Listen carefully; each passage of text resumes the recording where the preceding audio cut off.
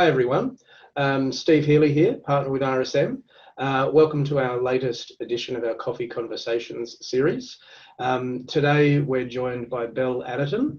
Bel is the founder and managing director of the CBD Group. Bel, welcome. Really good to have you here.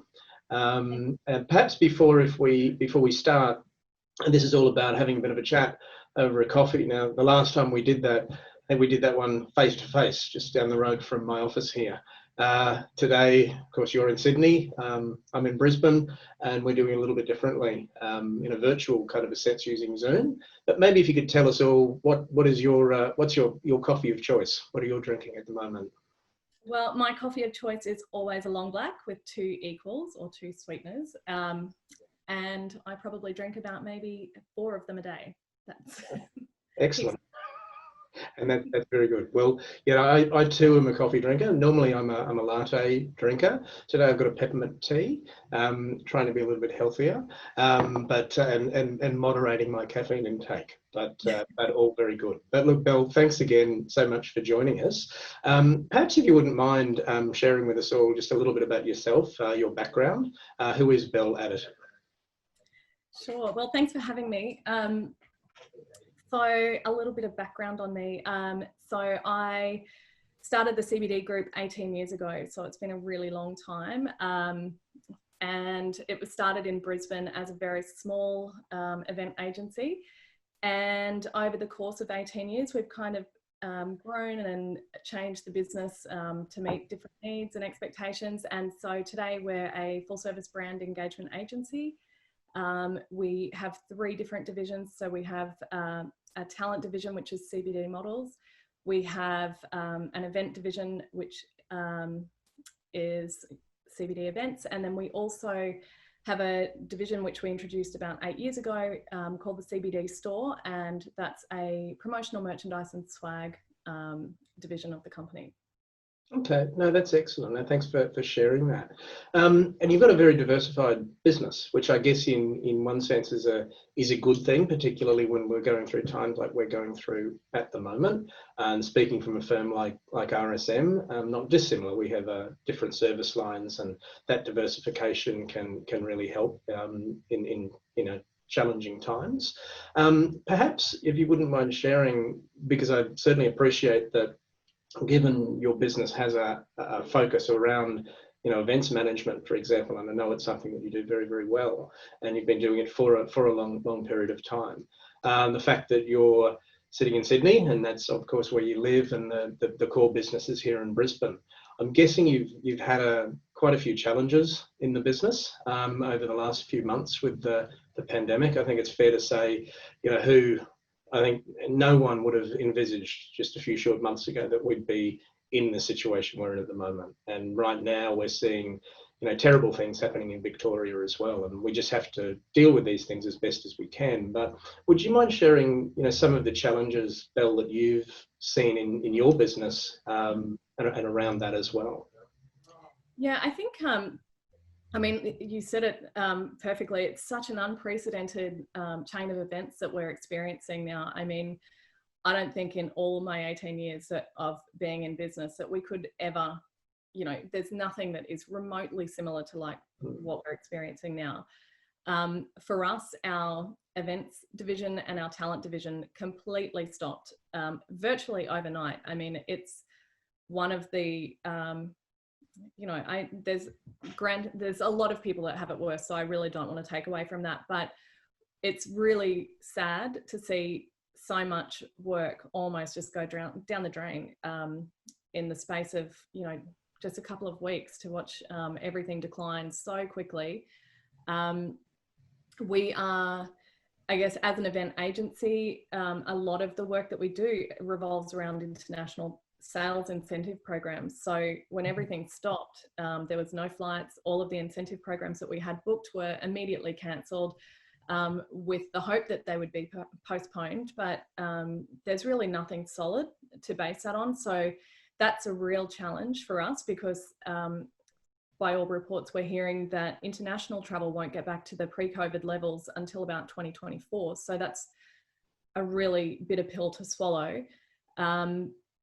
I mean, right as this was happening, we were due to be taking a group on the most incredible program to Mexico. So we'd spent the better part of 6 months developing this incredible, exciting, wonderful itinerary for them. And we were so excited for them to share and to experience everything that we put together. And the day before I flew out, we made the decision that it needed to be cancelled, that I think our client was still holding on to the hope that it wasn't as bad as what it seemed like it was going to be, and ultimately what it has turned out to be. So, I mean, that's a really hard thing to digest. And I think especially for our staff, it's been a challenge to even just keep team morale high. Everyone's feeling very nervous and uncertain, and so we've really spent a lot of time and energy to make sure that where we can, keep people's spirits high, and we've had a few other things to focus on as well. Fortunately for us, with the store division that we operate, that hasn't seemed to have slowed down. So we've been building that quietly over the last few months. So we operate through the CBD store. We operate a business-to-business online merchandise platform. So we develop these branded stores which have we work in partnership with our clients to curate a catalogue of products that are pre-approved by their head office. We're finding that a lot of our clients would source merchandise if they had decentralized teams. Those teams would be sourcing merchandise which was perhaps not consistent with their overarching brand guidelines for a company. So we've been working with companies to just develop their own range of merchandise, which is all pre-approved and made available to everyone, basically, no matter where they are. So that's been something for us that has, I guess I hate the word pivot, but essentially we've all sort of had to just turn our attention to that. And it's really just been to kind of keep everyone gainfully employed and to keep everyone going. We've got such a wonderful team that the last thing we want is to lose anyone through this. So if we can give them something else and something else to work on and a way to sort of upskill in a different area, it might not be a permanent thing, but it gives everyone something to focus on rather than the doom and gloom of everything around us.